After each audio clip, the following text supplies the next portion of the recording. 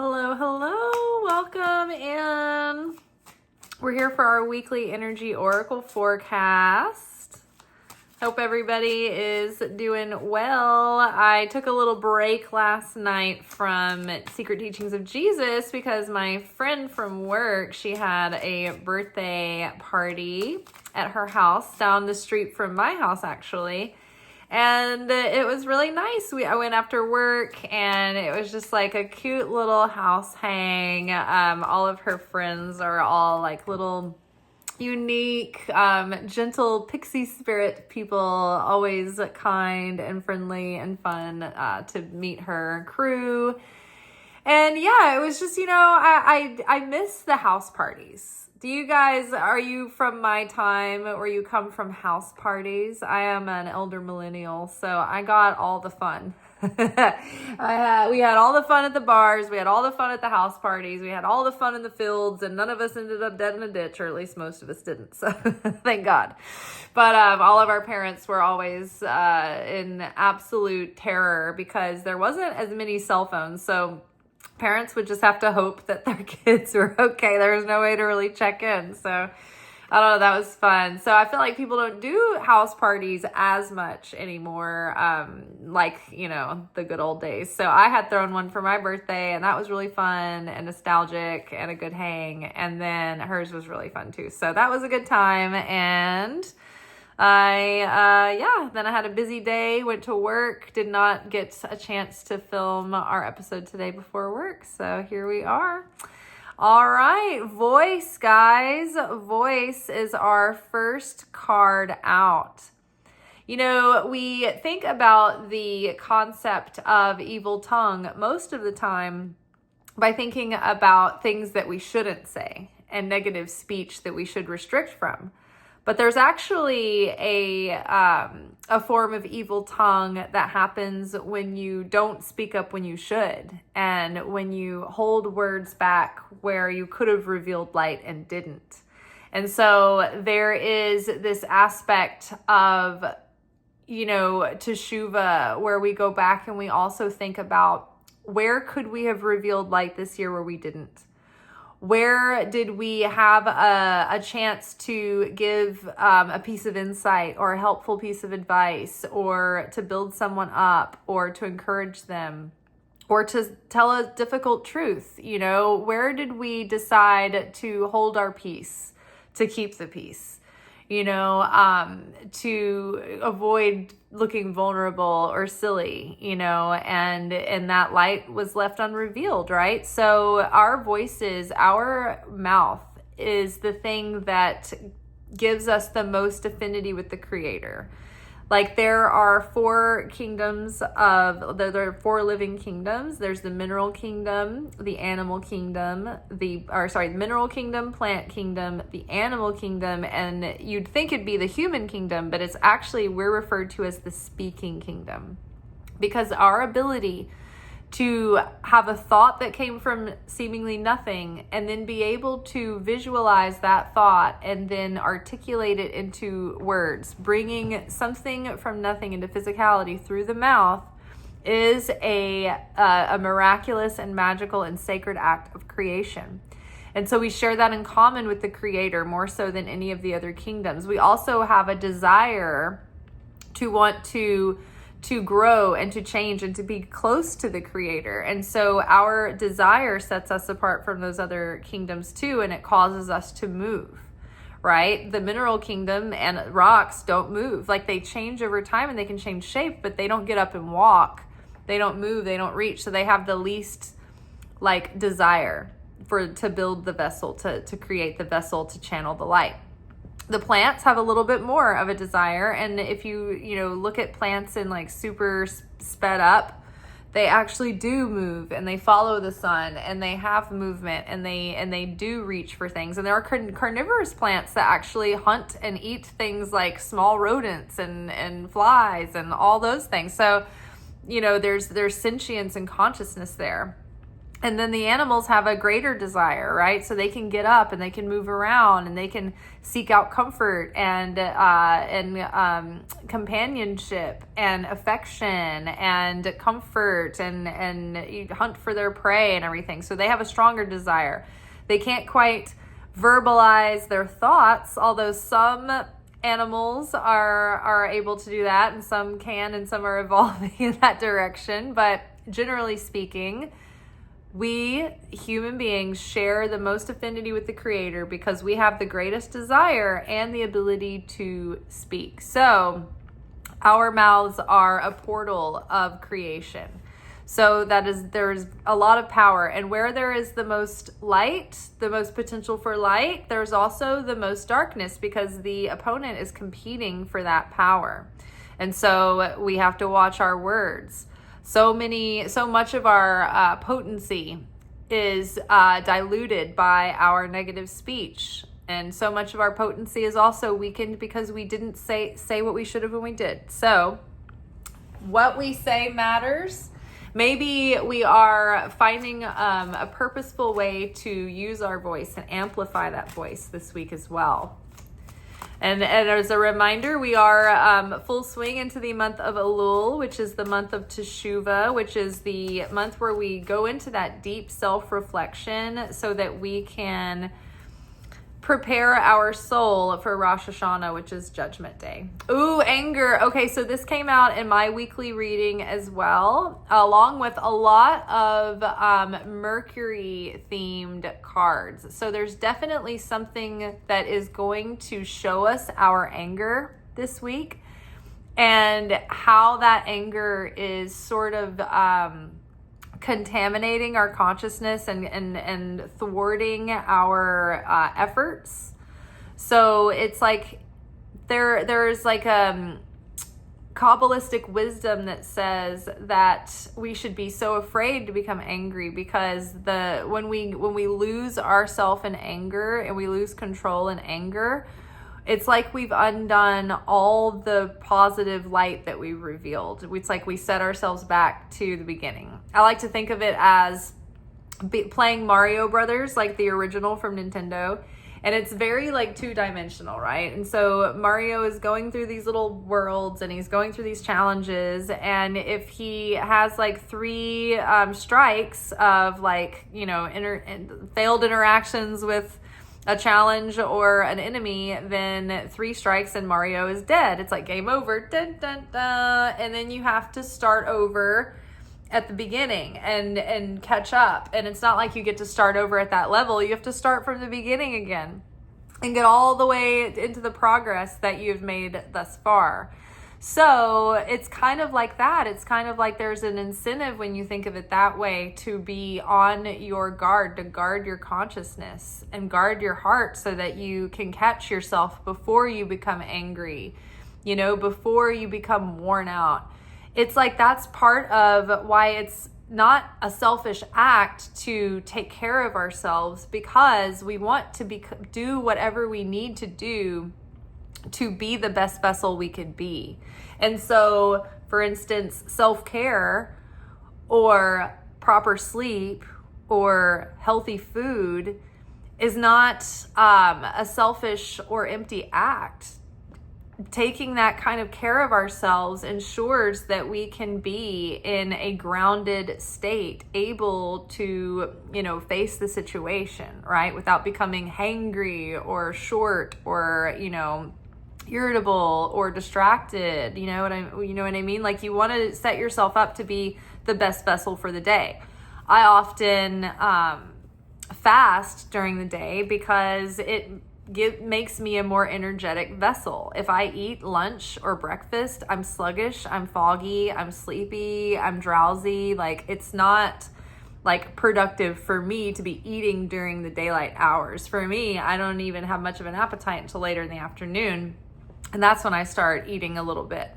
So yes, whatever, I know I went off on a tangent there, but it just seemed relevant. But watch out for your anger this week. Watch out for anger in others. They say when someone else is angry, not to look them in the eye, because temporarily they have a darker spirit that has taken over their consciousness, because they're not in control. They're not in possession of their wherewithal. So watch for anger. Voicing anger. Maybe if there's a conscious, loving, truthful, honest way that you can express your anger in a healthy way, so that you're not just bottling it up. I just read something or watched something, learned this week that women who, they silence themselves, like they don't speak up when they've been hurt by their spouse in an argument, or when they just internalize it, and they don't speak up when, they've been angry, or they feel like they've, been mistreated or something. All those little things, like not speaking up when someone's not carrying their weight, not doing this, not doing that, it literally leads to shortening their life. Like it takes years off of their life, and it might even lead to, say, an illness within months, of these upsets and seasons. And I remember being in a relationship before when I felt like I was just overgiving. And I remember getting pains in my breast. And I was thinking, oh my gosh, do I have cysts? Am I getting knots? Like, do I have, God forbid, I won't even say the word. But it's like, it was so crazy, because intuitively I knew that like somebody was sucking the life out of me, right? Like weaning they say phrases like, suckling at the teat, or weaning the person off the teat, or whatever. It was literally like my body was telling me, you are overgiving. And I know women who overgive, and they overgive within the relationship, and they have breast pain. And so I always tell them, if you have breast pain, that's a sign that you're overgiving, and you need to take care of yourself and take a step back, because it's creating resentment. Creative flow. The sacral chakra here is connected to the dimension of the storehouse. This is where everything is gathered before it's birthed into reality. This is the reproductive system. This is where the creativity is. This is where the flow of abundance and blessings and health and wellness come through. But it's also, this area can be blocked because we hold on to shame.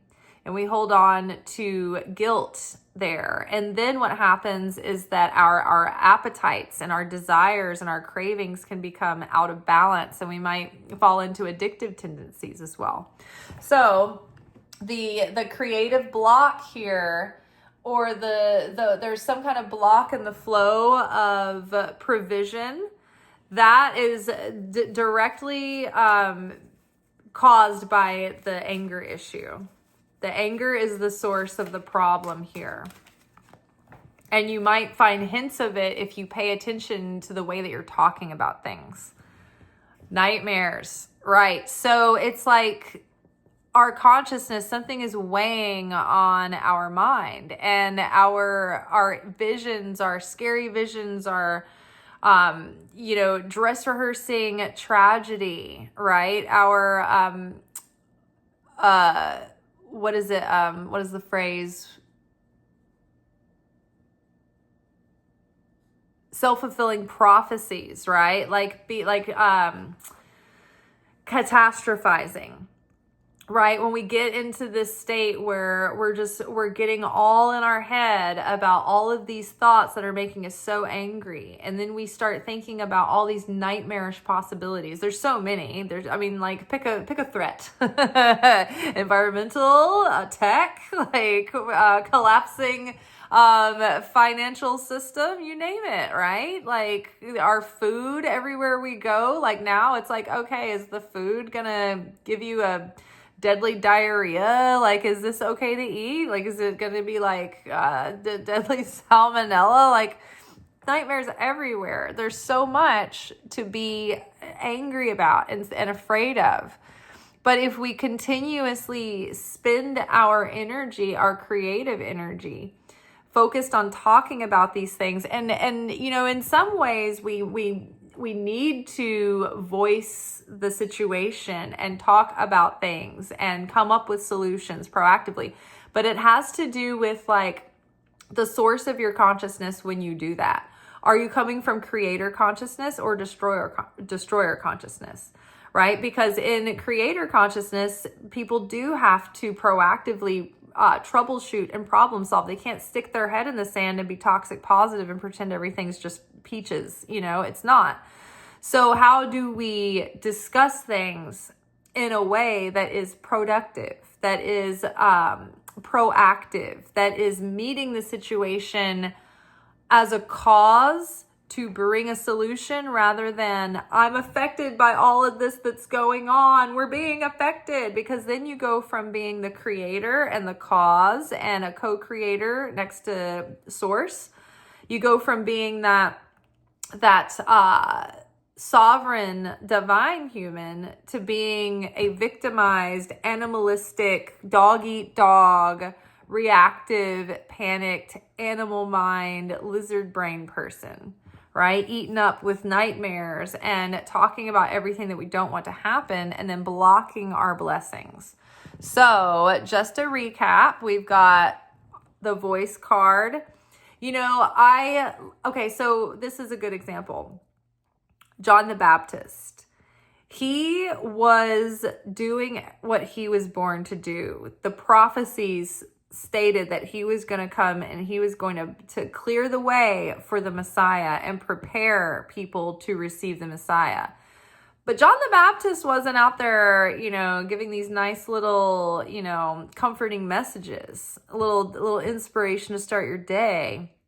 He was speaking truth to power. He was calling out evil. He was getting up in Herod's face and listing off all of his grievances and ways that Herod had broken the covenant of our code of behavior and self-conduct and interpersonal relationship, and the way that Herod had broke those that covenant with God and setting a bad example for the rest of the people as the king of the Jews at the time.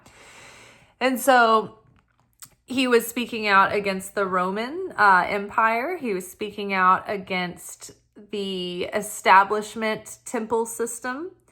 And so he was really ruffling a lot of feathers and offending a lot of people. I mean, he flat out called the Pharisees a den of vipers. And vipers are born because they eat their way out of the inside of their mother, right?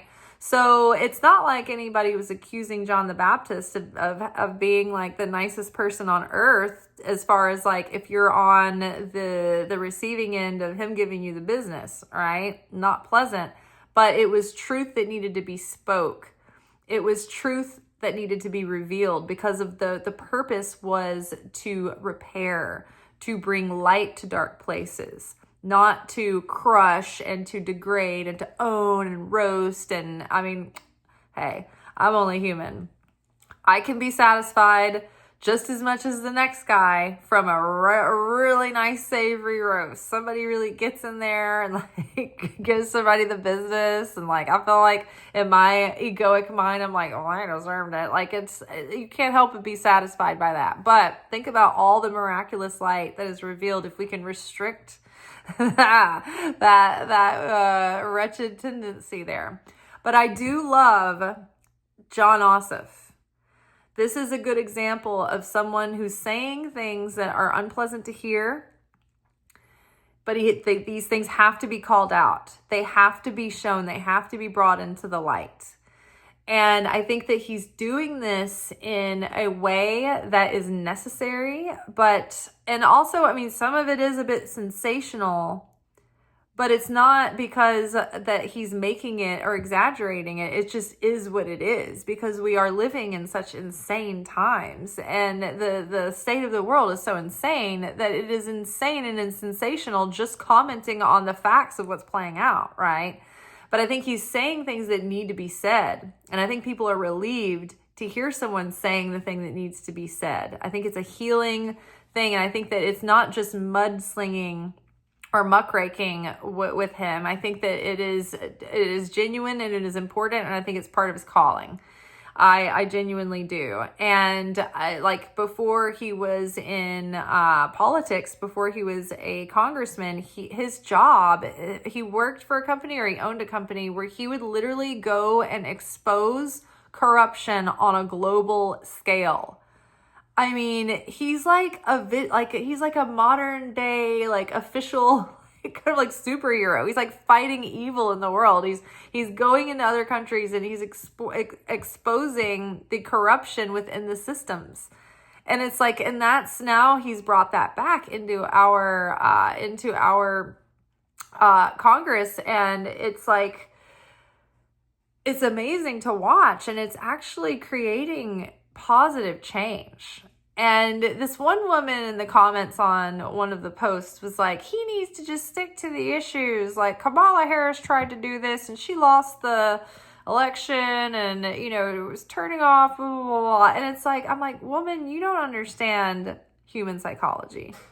Because John Ossoff and Kamala Harris are two different people. They don't have the same intensity. They don't have the same charisma. They may not have the same calling on their life. But to the people who are hardcore hangers-on to this movement, they're not reasoned with by talking about policy. They don't care about that stuff. They want what they feel is their perceived demonstration of masculine strength and leadership. And they're obsessed with people who think that they're telling them the truth about all the corruption, even though the person who's been telling them the truth about the corruption has been the corruption the whole time. Have you ever like sort of sarcastically told someone the truth, hoping that they'd think that you were joking, and then kind of blow it off and not believe you, just so you could cover your ass and be like, well, I told you, and you just didn't believe me, right? You know, that old like little kid trick or whatever that you do with your little kid friends. That's literally like what people do when they are trying to manipulate you in the world of adulthood and marketing and strategy. It's like people get together in think tanks and figure out how to do this at scale, right? So voices are important. And sometimes those things coming out are unpleasant and ruffle feathers. Right? But sometimes it's what needs to galvanize people into seeing the truth. And so the point that I was making was not that like whether or not anybody was correct or not. It's just that what these people responded to in the MAGA movement was the extremism, the radicalism, what they perceived was like raw honesty, even though it was a con. But what they wanted, essentially at the core, at the root, literally is what John Ossoff is showing up and giving. And so if there's anyone that could break through those people at this point, I believe it is him, because he's familiar enough to people who are prejudiced, regardless of whether or not, like, I would love another, round of Obamas. That'd be amazing. I would love to see, more women leaders. I think we're doing that in a lot of places, but it's not like I am going to vote for a woman just because she's a woman. I'm not going to vote for a person just because of this or that or that. So this time around, the pendulum swings in extremes. And so most reasonable, level-headed people at this point are seeing reason, and they can listen to policy. However, there are still a small portion of these people who are still needing that extreme sensationalism to break through. And so if they had someone who was really giving them the truth, who was actually had real strength, healthy strength, stability, honor, decency, integrity, morals, values, and was able to do that in a way, in a package that they're comfortable with, that might be enough to shift the change in the direction that we want. And then maybe by the next election, we can have a radical historical moment right? Of maybe our first woman president or something of that nature. And I believe that's only a matter of time, but we have to be realistic about, or just see the writing on the wall about who we're trying to transmute at this point and where they're at. We've got to meet them where they're at in some way. So maybe they can come along, but speaking up, being able to use your voice is so important, and it does make a difference. It can either destroy or it can heal. It can build or it can break down. It all depends on where your consciousness is. And even if you say something and your delivery isn't right and you don't choose the right words and you kind of get it wrong, but your consciousness was in the right place, your heart was in the right place, the Creator will fill the gap for you. You will have grace. You will have mercy. All right. That is all for tonight. We will be back together tomorrow for our weekly anchor message, where we will be getting our spiritual assignments and our subjects for the week we'll be working with. So until then, I hope that you have a wonderful day, night, evening. I hope that you're getting some great insights and breakthroughs during this Teshuvah. And so things that you will want to be doing during this time is deep, honest self-reflection, self-inventory, looking for ways that you can reveal more light and reveal more of your soul and transmute more of your darkness. There's any way that you can right wrongs or make amends or have true sorrow and remorse for things that you did that were wrong this year.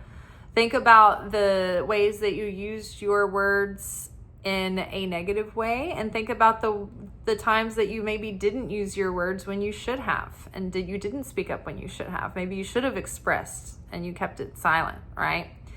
And then we're also doing acts of sharing, acts of kindness, giving to charity, really trying to finish the year strong before we go into that spiritual new year, Judgment Day, where we basically get a performance evaluation for the year. And then based on that, based on our preparation during this month, we will be given our destiny for the year to come.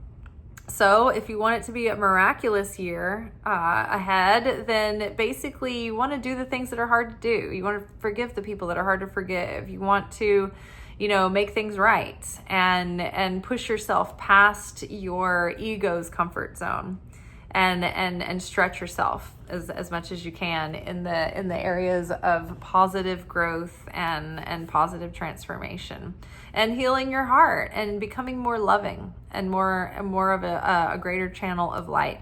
And none of us are perfect. None of us are perfect. I mess up every day. But the thing is, you just don't want to give up on yourself. You don't want to fall into despair. You don't want to throw in the towel. You just want to keep picking yourself back up and knowing that the Creator is going to give you, mercy and mercy and mercy. And you don't want to rest on your laurels, but you don't want to ever give up on yourself. You don't want to think that you're a waste or a toss-up or a shoo-in or whatever. It's like we always have any day, any passing minute can be a new beginning, right? So make the most of Teshuvah.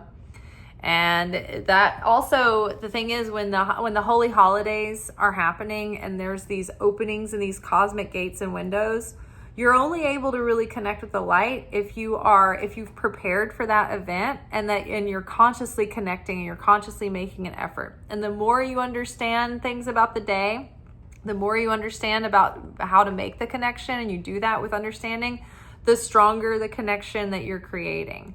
But if you're just hoping that you kind of basically listen to a video and have that thought in the back of your mind, and you kind of know about it, and you kind of go through your day you're like, oh, it's Rosh Hashanah, Yom Kippur. It's not just raining down on you. You have to set your vessel out to collect the light. You have to prepare. So this is a valuable time. I hope you take advantage of it. Yes, so just a little update. I am working on building my TikTok account. A lot of you had asked recently about maybe me doing more personal stuff behind the scenes and maybe unboxing videos and suggested crystals and products and things like that. Well, I didn't think I'd be able to take it on, but I figured out, okay, this is a perfect thing to do on the TikTok platform. It wasn't anything that I needed to integrate into YouTube because it wouldn't do anything for us on YouTube, but actually I can use this to actually build possibly a career on TikTok. So the creator pilot program is something that I'm trying to get into. I'm trying to build my first 1,000 followers. So if you're interested in those things, if you were one of the people that asked for that content, there's where you can find me. It's Elizabeth Rose Loves. That's what I am on TikTok. So go follow me there. If you're from YouTube, then please watch my videos and leave a comment and let me know, hey, I came over and followed you from YouTube. Any participation on the videos helps. Comments, likes, especially here too. Anything that you do to the video tells the algorithms that you have valued this content in some way, and it pushes it out to other people. So please take action on this content. I'm telling y'all, I'm running out of steam here. I'm losing my mind. So help me out. Help us out. All right, y'all. Peace.